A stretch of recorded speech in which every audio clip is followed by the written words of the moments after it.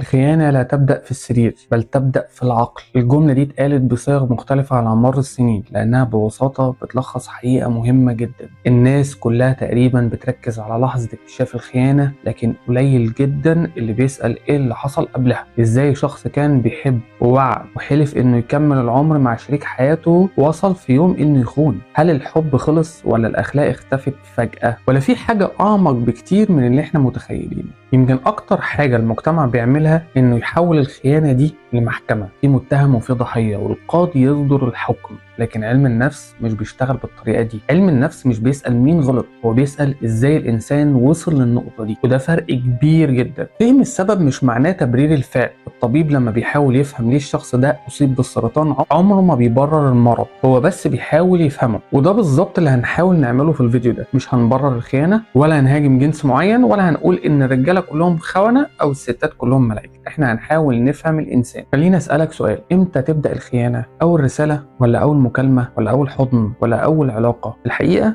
ولا واحدة من دول. الخيانة غالبا بتبدأ قبل كده بكتير، بتبدأ في اللحظة اللي شخص تالت يبدأ ياخد مكان كان المفروض يفضل لشريك الحياة. لما تلاقي نفسك مستني رسالة حد أكتر من انتظارك لرسالة مراتك أو جوزك، لما أول شخص تحكي له خبر مفرح ما يبقاش شريك حياتك، لما تبدأ تخبي محادثات مش لأنها فيها خيانة لكن لأنك عارف إن وجودها نفسه هيجرح الطرف التاني. في اللحظة دي أنت لسه ما خنتش جسديا لكن بدأت تكسر الحدود اللي بتحمي العلاقة. وعشان كده علماء النفس بيفرقوا بين أنواع مختلفة من الخيانة. في خيانة جسدية، في خيانة عاطفية، وفي خيانة ثقة. وأحيانا الخيانة العاطفية بتكون أخطر من الجسدية، لأن العلاقة الجسدية ممكن تحصل في لحظة ضعف، لكن العلاقة العاطفية بتتبني يوم ورا يوم. رسالة، فضفضة، اهتمام، احتياج، اعتماد، لحد ما يبقى في شخص غريب بقى يعرف عنك أكتر من شريك حياتك. طب لو الخيانة بدأت في العقل، يبقى السؤال الطبيعي هو ايه اللي بيخلي العقل اصلا يدور على شريك تاني؟ هنا بقى نكتشف ان اول حقيقه ممكن تصدم ناس كتير: الحب مش ثابت، الحب بيتغير، وده طبيعي جدا. فاكر اول شهور في اي علاقه؟ كل رساله كانت حدث، كل مقابله كانت عيد،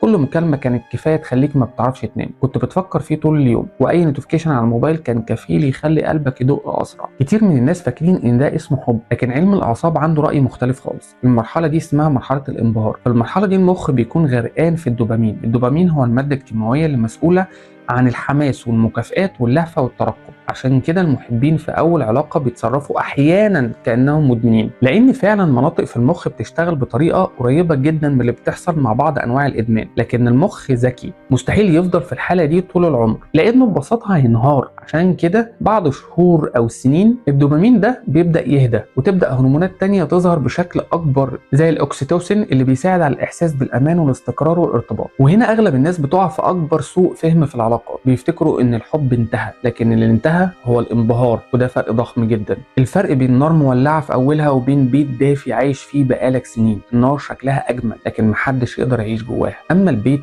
فهو اللي بيحميك. وده السبب ان بعد الجواز بفتره اغلب طاقه الانسان بتبدا تتحول. بعد ما كانت موجهه كلها للعلاقه بدأت تتوزع على الشغل والفلوس والأولاد والمسؤوليات وبناء المستقبل. ناس كتير بتفتكر إن ده معناه إن العلاقة باظت، لكن الحقيقة العلاقة ما باظتش، هي بس خرجت من مرحلة الشغف ودخلت مرحلة الاستقرار، ودي مرحلة صحية جدا. المشكلة إن في ناس بتخلط بين الهدوء وبين انتهاء الحب، فيبدأ يقول لنفسه يمكن أنا اخترت الشخص الغلط. بس الحقيقة إنه غالبا بيقارن حياة حقيقية بذكريات مرحلة مستحيل تستمر للأبد. ودي يمكن تكون أهم نقطة في الموضوع كله، لأن اللي هنكتشفه في الجزء الجاي إن بعض الناس بدل ما بيفهموا إن هدوء العلاقة طبيعي بيروحوا يدوروا على نفس إحساس البدايات لكن مع شخص جديد. وهنا تبدأ رحلة الخيانة فعلا. ليه ناس بتخون رغم إنها لسه بتحب شريكها؟ إزاي واحد يقول لمراته بحبك وبعدها يخونها؟ أو ست تقول لجوزها أنت أهم شخص في حياتي وبعدها تدخل في علاقة مع حد تاني؟ هل كانوا بيكذبوا ولا الحب كان تمثيل؟ الإجابة هتصدم ناس كتير جدا. لا، الحب والخيانة مش ناقضين بالشكل الناس متخيلاه، وده طبعا مش تبرير للخيانة لكنه تفسير. احنا متربيين ان الانسان يا اما يحب يا اما يخون، لكن علم النفس بيقول ان المشاعر والسلوك مش دايما ماشيين في نفس الاتجاه. ممكن انسان يحب فعلا بس في نفس الوقت يكون عنده مشكلة في ضبط نفسه، او عنده احتياج نفسي مش عارف يشبعه بطريقة صح، او عنده نمط بيكرره في كل علاقاته. الحب احتياج للارتباط، اما الخيانة فلها دوافع كتير جدا. اول دافع البحث عن الاحساس مش عن الشخص. ناس كتير فاكره ان الخاين وقع في حب الشخص التاني، لكن في حالات كتير هو ما وقعش في حب الشخص، هو وقع في حب الاحساس، احساس ان حد جديد معجب بيه، ان حد مستنيه، ان حد شايفه متميز، ان كل رساله فيها لهفه، ان كل مقابله فيها توتر جميل. هو في الحقيقه بيدور على جرعه الدوبامين اللي كان بياخدها في اول علاقاته، مش الشخص نفسه. عشان كده تلاقي في ناس كل شويه في علاقه جديده، لانه مش بيدور على انسان، هو بيدور على شعور. ده يفسر ليه اول ما العلاقه الجديده تستقر يدور على علاقه غيرها. تاني دافع تقدير الذات. في ناس كتير قيمتهم كلها متعلقه بنظره الناس ليهم، كل ما حد يعجب بيهم بيحسوا انهم ليهم قيمه، كل ما الاعجاب يقل يحسوا انهم بقوا بلا قيمه. الشخص ده مش بيحتاج حب، هو بيحتاج تسقيف، وده اخطر نوع لان عمره ما هيشبع. كل اعجاب بيفقد تاثيره بعد فتره فيحتاج اعجاب جديد، وده شبه اللي بيزود جرعه المخدر كل شويه لان الجرعه القديمه ما بقتش تكفي. تالت دافع بقى الهروب. في ناس اول ما يزعلوا يدوروا على علاقه، اول ما يحسوا بالفشل يدوروا على علاقه، اول ما يكتئبوا يدوروا على علاقه. العلاقه بالنسبه لهم مش حب، العلاقه مسكن بيهربوا بيه من وجع تاني، لكن المشكله ان المسكن عمره ما بيعالج المرض. رابع دافع الانتقام. واحده تكتشف خيانه جوزها فتقول لنفسها خليه يحس بنفس الوجع، او راجل يحس بالاهانه او الرفض فيقرر يخون عشان يسترد ثقته بنفسه. ساعتها الخيانه ما بتبقاش بحث عن الحب، ترداد الكرامه بطريقه غلط. خامس دافع الفرصة، وده دافع ناس كتير مش بتحب تعترف بيه. في أشخاص ما كانوش بيفكروا أصلا يخونوا، لكن الفرصة جت والرقابة اختفت والمقاومة كانت ضعيفة فوقعوا. وده بيخلينا نوصل لسؤال مهم، هو الراجل والست بيخونوا لنفس الأسباب؟ الإجابة أحيانا وأحيانا لا. في المتوسط الراجل أكثر ميلا للبحث عن الإثارة والتجديد والإعجاب، مش لأنهم أقل حبا، لكن لأن بعض الدراسات بتشير إن متوسط الميل للمخاطرة والبحث عن الجديد أعلى عند الراجل. أما الستات في المتوسط الدافع الاشهر عندهم بيكون الاحتياج العاطفي، انها تحس انها متشافه، مسموعه، مقدره ومرغوبه. لكن خلي بالك من كلمه في المتوسط لان دي مش قاعده. في رجاله بيخون لانه محتاج احتواء، وفي الستات بتخون لانها بتحب المغامره. ناس كتير فاكره ان الخيانه معناه ان العلاقه كانت فاشله، وده مش صح. في علاقات كتير كانت مليانه مشاكل وانتهت من غير خيانه، وفي علاقات مستقره جدا وحصل فيها خيانه. يبقى واضح ان جوده العلاقه عامل مهم لكن مش العامل الوحيد. احيانا المشكله بتكون داخل الشخص نفسه، بدليل ان في ناس بيخونوا كل شركائهم، كل مره يقولوا المشكله كانت في الطرف الثاني، لكن لما تلاقي نفس السيناريو بيتكرر 5 أو 6 مرات يبقى غالبا المشكله مش في كل الناس، المشكله في النمط اللي الشخص ده عايش بيه. وهنا نوصل لفكره مهمه جدا، في فرق كبير بين انك تقع في حب شخص جديد وبين انك تكون مدمن شعور البدايات. اللي بيقع في حب شخص جديد ممكن يحصل مره في العمر، لكن مدمن البدايات هيفضل يعيد نفس الفيلم مع كل علاقه، اولها شغف، بعدها ملل، بعد كده يدور على شخص جديد، بعد كده شغف، بعد كده ملل، وهكذا. وده اللي بيحصل لان المشكله عمرها ما كانت في الشخص اللي قدامك، المشكله انك بتحاول تعيش اول 3 شهور طول العمر، وده مستحيل. لكن لسه في سؤال اهم، لو الخيانه مؤذيه بالشكل ده ليه اصلا شخص ثالث يوافق يدخل في علاقه مع حد مرتبط؟ هل هو شرير ولا ضحيه ولا عنده دوافع نفسيه هو كمان؟ وده اللي هنتكلم عنه. في كل قصه خيانه تقريبا الناس بتركز على شخصين، الخاين والمجني عليه، لكن في شخص ثالث دايما موجود في الصوره. السؤال هو ايه اللي يخلي شخص يدخل بارادته علاقه مع شخص عارف انه مرتبط؟ هل هو شخص بيحب يسرق اللي مش بتاعه ولا الموضوع اعقد من كده؟ الحقيقه ان الطرف الثالث مش نوع واحد، وده اول غلط بنقع فيه. احنا بنتعامل مع كل الاطراف الثالثه كانهم نسخه واحده. علم النفس بيقول ان دوافعهم مختلفه. اول نوع الشخص اللي بيدور على اثبات قيمته. في ناس تقديرهم لذاتهم هش جدا، ما بيحسوش انهم مهمين الا لما حد يختارهم، ولو الشخص ده مرتبط اصلا الاحساس بالانتصار بيكون اكبر بكتير. وهو مش بيقول لنفسه انا كسبت حب الشخص ده، هو بيقول انا كنت احسن من شريكه. وهنا العلاقه بتتحول لمنافسه مش حب. عشان كده تلاقيه بعد ما بيكسب الشخص بيفقد اهتمامه بسرعه، لان اللي كان بيدور عليه هو الفوز مش العلاقه. النوع الثاني الشخص اللي مدمن الاعجاب. في ناس بتحب تعرف انها قادره تخلي اي حد يقع في حبها، بالنسبه لهم كل شخص معجب بيهم بيعتبر نقطه جديده في رصيد تقديرهم لذاتهم. والشخص المرتبط بقى بالذات بيمثل تحدي، كل ما التحدي كان اصعب كل ما الانتصار كان احلى، لان مجرد ما العلاقه تبقى عادي الحماس بيختفي. النوع الثالث بقى الشخص اللي بيخاف من الالتزام، وده من اغرب الحاجات اللي في علم النفس. في ناس تقول انا نفسي اتجوز، لكن كل مره يقعوا في حب شخص يختاروا شخص مرتبط.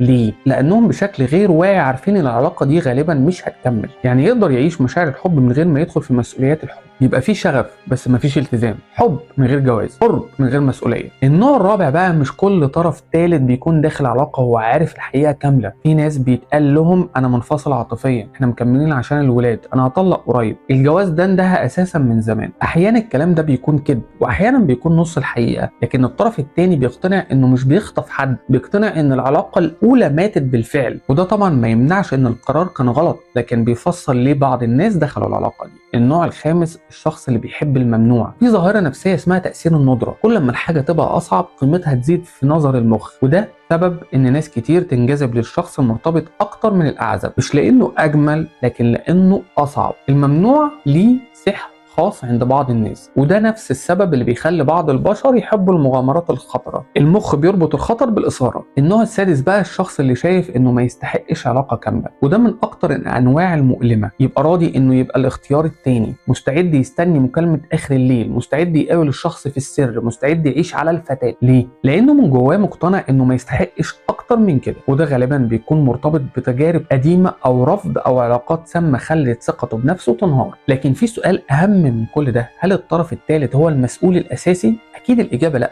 لو كان عارف الحقيقه فهو مسؤول اخلاقيا عن قراره، لكن المسؤوليه الاكبر تفضل على الشخص المرتبط، لان الشخص المرتبط هو الوحيد اللي خد وعد، هو الوحيد اللي قال انا ملتزم. اما الشخص الثالث فمهما كانت مسؤوليته هو ما خدش العهد ده. ودي نقطة مهمة جدا، لأن ناس كتير بتحول غضبها كله للطرف الثالث وتنسى إن العلاقة ما كانتش هتتكسر لو الشخص المرتبط حط حدود واضحة من البداية. إحنا طول الوقت بنتكلم عن المشاعر والاحتياجات والطفولة والشخصية، لكن هل ممكن يكون في سبب أعمق من كل ده؟ هل ممكن يكون المخ نفسه أو الجينات ليها دور في إن بعض الناس يبقوا أكثر عرضة للخيانة؟ هل فعلا في ناس بتتولد وهي بتحب المخاطرة أكتر من غيرها؟ وهل في أمراض نفسية ممكن تخلي الخيانة جزء من أعراضها؟ في كل مرة تحصل خيانة الناس بتنقسم لفريقين، فريق بيقول ده شخص أخلاقه قليلة وانتهى الموضوع، وفريق تاني يقول أكيد عنده ظروف نفسية. لكن في السنوات الأخيرة ظهر سؤال جديد، هل ممكن البيولوجيا نفسها يكون ليها دور؟ هل ممكن يكون في ناس عندها استعداد أكبر للخيانة من غيرها؟ الإجابة المختصرة لكن بالقدر اللي أنت متخيله لا. العلم النهاردة بيقول إن الجينات ممكن تزود احتمالية بعض السلوك، لكنها نادرا جدا تحدد مصير الإنسان. يعني مفيش حاجة اسمها جين الخيانة، وده لازم يبقى واضح من البداية. اللي العلماء لقوه هو ان في بعض جينات بتاثر على حاجات تانية زي الحب المخاطره وحب التجديد، الاندفاع، البحث عن الاثاره، والصفات دي بدورها ممكن تزود احتمال ان بعض الاشخاص يدخلوا في علاقات متعدده. يعني الجين مش بيقول خون، هو بيقول لك انا بحب الجديد، والفرق كبير جدا. خلينا اوضحها بمثال، اتنين عندهم نفس الاستعداد الجيني الحب المخاطره، اول واحد راح يتسلق الجبال والتاني بقى سواق سباقات، والتالت دخل كل شويه في علاقات جديده. الجين واحد لكن السلوك اختلف. ومن اشهر الجينات اللي اتكلمت عنها الابحاث جين اسمه DRD4،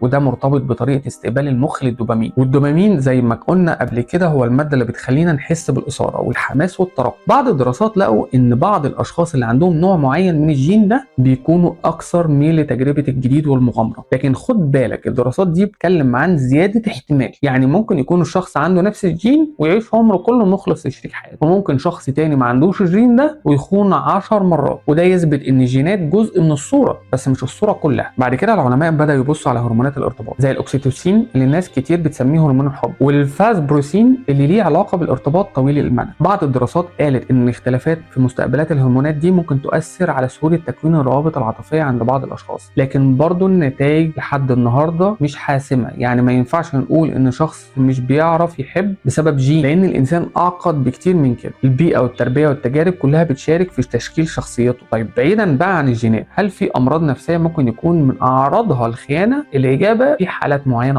لكن لازم نفرق بين المرض وبين استخدام المرض. اول حاله اضطراب السلوك الجنسي القهري، بعض الناس بتسميه ادمان الجنس، لكن التسميه الادق هو اضطراب السلوك الجنسي القهري. الشخص هنا ما بيكونش بيدور على الحب ولا حتى على العلاقه، هو بيكون عنده اندفاع متكرر وصعب السيطره عليه، بيقع في نفس السلوك، بيندم، يوعد نفسه انه مش هيكرر وبعدين يرجع يعمله تاني، لان الجنس بالنسبه له بقى وسيله للهروب من القلق او الوحده او الضغط، زي ما بعض الناس بتهرب للاكل او الكحول او المخدرات. وده اضطراب بيحتاج علاج. الحاله الثانيه اضطراب ثنائي القطب، لكن خلي بالك احنا بنتكلم عن فتره الهوس تحديدا. في المرحله دي بعض المرضى بيحصل عندهم اندفاع شديد وثقه مبالغ فيها وقله في تقدير العواقب، واحيانا احيانا زياده كبيره في الرغبه الجنسيه، وده ممكن يخلي بعضهم يدخل في علاقات متهوره. لكن ده مش معناه ان كل مريض ثنائي القطب بيخون، ولا ان كل خائن عنده ثنائي القطب. الحاله الثالثه بعض اضطرابات الشخصيه، زي الشخصيه النرجسيه في بعض صورها، او الشخصيه المعاديه للمجتمع. في الشخصيات دي قد يكون التعاطف اقل والشعور بالاستحقاق اعلى، فيشوف الشخص ان من حقه ياخد اللي هو عايزه من غير ما يهتم بالاذى اللي هيسببه لغيره. لكن حتى هنا مش كل شخص نرجسي خاين، ولا كل خاين نرجسي، وده نقطه مهمه جدا، لان النت بقى بيحب يشخص الناس. اي حد خاين يبقى نرجسي، اي حد كذب يبقى سايكوبات، وده كلام غير علمي. التشخيص عمليه معقده وليها معايير واضحه. لكن بعد كل اللي قلناه يبقى السؤال، هل الانسان مجرد اسير لمخه؟ هل لو عنده استعداد جيني او اضطراب يبقى خلاص معذور؟ الاجابه لا، وده يمكن اهم استنتاج في الحلقه دي. العلم بيفرق بين كلمتين، يفسر ولا يبرر. الجينات تفسر، الهرمونات تفسر، الطفوله تفسر، الصدمات تفسر، لكن ولا واحده فيهم بتبرر، لان الانسان مش عباره عن جينات بس، ولا هرمونات بس، ولا طفولته بس. الانسان هو كل ده بالاضافه لقدرته على الاختيار. ده اللي بيخلينا نسال السؤال الاهم، لو في ناس عندهم نفس الاستعدادات ونفس الاغراءات ونفس الفرص، ازاي ناس بتخون وناس لا؟ ايه اللي بيفرق بينهم؟ وهل فعلا الحب هو اللي بيمنع الخيانه، ولا في حاجه اهم من الحب؟ بعد كل اللي اتكلمنا فيه ممكن يبان ان الخيانه شيء طبيعي جدا. حب بيهدى، دوبامين بيقل، فرص موجوده، وجينات ليها دور. يبقى ليه في ناس بتعيش 50 سنه جواز وما بتخونش مع انهم مروا بنفس الملل ونفس الضغط ونفس الاغراءات؟ الاجابه هنا بتاخدنا لاهم نقطه، الفرق بين الرغبه والقرار. كل البشر تقريبا بيحسوا بالانجذاب، وده شيء خارج عن ارادتك، لكن السلوك هو اللي بتتحاسب عليه. الانسان الطبيعي ممكن يقابل شخص جذاب ويحس بالاعجاب، وده في حد ذاته مش خيانه، لكن اللي بيحدد الاتجاه بعد كده هو اللي هيعمله بالاعجاب ده، هيقرب ولا هيبعد، هيفتح باب ولا هيقفله. في نموذج بسيط جدا بيلخص الموضوع ده. الخيانه غالبا بتحصل لما 3 حاجات بيجتمعوا مع بعض. اول حاجه الدافع، زي احتياج عاطفي او بحث عن اثاره او انتقام او تقدير ذات. تاني حاجه فرصه، شخص معجب بيك، رساله، لقاءات سريه، غياب رقابه. تالت حاجه التبرير، وده اخطر مرحله، لان الانسان قبل ما بيكذب على غيره بيكذب على نفسه، بيقول احنا مجرد صحاب، انا محتاج حد بس يسمعني، دي مجرد دردشه، انا ما بعملش حاجه غلط. كل خطوه صغيره بتسهل الخطوه اللي بعدها، وعشان كده الخيانه نادرا ما بتحصل فجاه، هي سلسله من القرارات الصغيره. كل قرار بيكسر مقاومه القرار اللي بعده، لكن في ناس بيقفوا من اول خطوه. ليه؟ لان عندهم حاجه اهم من الحب، القيم. في شخص بيقول لنفسه انا مش بخون، مش لانه ملاك ولا انه مش بيتعرض للاغراء، لكن لان الخيانه ضد هويته. زي شخص عمره ما بيسرق، مش لانه معاه فلوس كتير، لكن لانه شايف ان السرقه مش شبهه. وده فرق مهم جدا، لان في ناس بتحاول تمنع الخيانه بالرقابه، تفتش الموبايل، تراقب التحركات، تمنع الاختلاط، لكن الحقيقه الرقابه بتمنع الفرصه، لكن القيم هي اللي بتمنع القرار. واقوى العلاقات مش اللي ما فيهاش فرصه للخيانه، اقوى العلاقات هي اللي الطرفين عندهم قناعه انه مش هيبيعوا بعض حتى لو الفرصه موجوده. طب هل الحب لوحده كفايه؟ الاجابه لا، الحب مهم، لكن الحب لوحده مش كفايه. في ناس بتحب اولادها وبرضه بتغلط في حقهم، وفي ناس بتحب صحتها وبرضه بتتدخل. الحب شعور، اما الالتزام هو قرار بيتاخد كل يوم. الحب قد يبدأ بدون اختيار، لكن الاستمرار فيه اختيار. وعشان كده الوقاية من الخيانة ما بتبدأش بعد ما الشخص يقع في حب حد تاني، الوقاية بتبدأ قبلها بكتير. أول وسيلة للوقاية إنك تفهم إن هدوء العلاقة طبيعي، مش كل يوم هيبقى فيه فراشات حوالينا، ومش كل رسالة هتخليك تبتسم. وده مش معناه إن الحب مات، المشكلة إن في ناس كتير بتقارن حياتها الحقيقية بذكريات أول 3 شهور، ودي مقارنة مستحيل أي علاقة تكسبها. تاني وسيلة بناء العلاقة باستمرار. العلاقات زي العضلات، لو بطلت تستخدمها هتضعف. الكلام، الاهتمام، الضحك، الذكريات، كل ده استثمار. ثالث وسيلة حماية الحدود. أغلب الخيانات ما بتبدأش بعلاقة، بدأت بفضفضة، ثم تعلق، ثم اعتماد، ثم مشاعر، ثم بقت علاقة جسدية آخر فصل. عشان كده مهم جدا الإنسان يعرف إن في حدود، مش كل شخص يفهمني يبقى لازم يبقى قريب مني، ومش كل إعجاب لازم أرد عليه. رابع وسيلة، اشتغل على نفسك. لو قيمتك جاية من إعجاب الناس هتفضل جعان مهما خدت، لأن المشكلة مش نقص إعجاب، المشكلة إن البير من جواه فاضي، واللي جواه فراغ العالم كله مش هيقدر يملاه. لكن لسه باقي أهم سؤال في الرحلة دي كلها، لو الخيانة حصلت فعلا، هل الثقة ممكن ترجع؟ ولا في علاقات بتنجح بعد الخيانة؟ ولا الجرح ده عمره ما بيلتئم؟ لحد اللحظة دي احنا فهمنا ان الخيانة مش حدث بيحصل في ثانية، هي رحلة بتبدأ بإحساس، ثم فكرة، ثم تبرير، ثم خطوة صغيرة فخطوة أكبر، لحد ما توصل للحظة اللي كل الناس بتشوفها. لكن بعد ما الخيانة بتحصل بيجي بيجي السؤال الاصعب، هل العلاقه انتهت؟ الاجابه لناس كتير مش هتعجبها هي ان مفيش اجابه واحده. في علاقات بتموت في نفس اللحظه، وفي علاقات بتكمل، وفي علاقات غريبه جدا بتطلع بعدها اقوى من الاول. وده مش معناه ان الخيانه كانت شيء كويس، لكن معناه ان بعض الازواج لاول مره اضطروا يبصوا للمشاكل اللي كانوا بيهربوا منها سنين. لكن خلي بالك، في فرق ضخم بين خيانه كانت زله وبين خيانه بقت اسلوب حياه. في شخص غلط مره واعترف وندم وقطع العلاقه تماما وبذل مجهود حقيقي عشان يصلح اللي اتكسر، وفي شخص تاني كل مره يتكشف يعتذر وبعد شهرين يعمل نفس الحاجه. الاول اخطا، اما التاني فهو عايش بالنمط ده. وعشان كده اول سؤال لازم يتسال بعد اي خيانه هو هل الشخص ندم لانه خان ولا ندم لانه انكشف؟ لان الفرق بينهم بيحدد مستقبل العلاقه كلها. الندم الحقيقي بيبان في السلوك مش في الدموع ولا في الكلام ولا في الوعود. لو العلاقه السريه لسه مستمره او بابها لسه مفتوح يبقى مفيش بدايه اصلاح اصلا. اول خطوه في العلاج ان الخيانه تنتهي بالكامل، بعدها بيجي الاعتراف. لكن الاعتراف مش معناه رمي اللوم. في ناس تقول انا خنت لانك كنت مهمل، او انا خنت لانك ما فهمتنيش، وده غلط. وده خلط بين السبب والمسؤوليه. ممكن تكون العلاقه فعلا فيها مشاكل، لكن قرار الخيانه كان قرار الشخص اللي خان. بعد كده بقى بيجي السؤال اللي الناس كتير بتهرب منه، ليه حصلت الخيانه اصلا؟ مش عشان نبررها، لكن عشان ما تتكررش. هل السبب احتياج عاطفي ولا بحث عن إثارة ولا تقدير ذات ولا انتقام ولا ضعف حدود ولا مجرد فرصة؟ لأن علاج السبب الحقيقي هو اللي بيمنع تكرار النتيجة. بعد كده تبدأ أصعب مرحلة، إعادة بناء الثقة. في مثل إنجليزي بيقول الثقة تصل سيرا على الأقدام وتهرب على ظهر حصان. ده وصف دقيق جدا. عشان كده الشخص اللي خان لازم يفهم إن الثقة مش هترجع بكلمة سامحيني أو صدقيني. الثقة بترجع لما الكلام يبقى متوافق مع الأفعال لفترة طويلة. لكن لازم أقول حاجة مهمة جدا، مش كل الناس مطالبة تسامح. المسامحة اختيار والاستمرار اختيار، زي ما الانفصال اختيار. مفيش شخص ضعيف لانه سامح، مفيش شخص قاسي لانه قرر يمشي. كل علاقه ظروفها مختلفه، لكن في حالات بيكون فيها الانفصال هو القرار الاكثر صحه. لما الخيانه تتكرر، لما الكذب يبقى اسلوب حياه، لما الشخص يرفض يتحمل مسؤولياته، لما يحول الضحيه المتهم، او لما يستخدم الحب كسلاح للسيطره. ساعتها المشكله ما بقتش في الخيانه نفسها، المشكله بقت في الشخصيه. وفي اخر الرحله خليني اقول لك حاجه يمكن تكون اهم من كل اللي اتقال. احنا طول الفيديو كنا بنسال ليه الناس بتخون، لكن يمكن السؤال الحقيقي هو ليه الناس تانية ما بتخونش مع ان عندهم نفس الضغوط ونفس الملل ونفس الفرص؟ الاجابه بسيطه، لان الانسان مش بيتحدد برغباته، بيتحدد بالقرارات اللي بياخدها لما الرغبات دي بتظهر. كلنا ممكن نعجب بحد، كلنا ممكن نحس بالملل، كلنا ممكن نقابل فرصه، لكن مش كلنا هنختار نفس الطريق. وفي النهايه الحب مش هو اللي بيحافظ على العلاقات، لان الحب شعور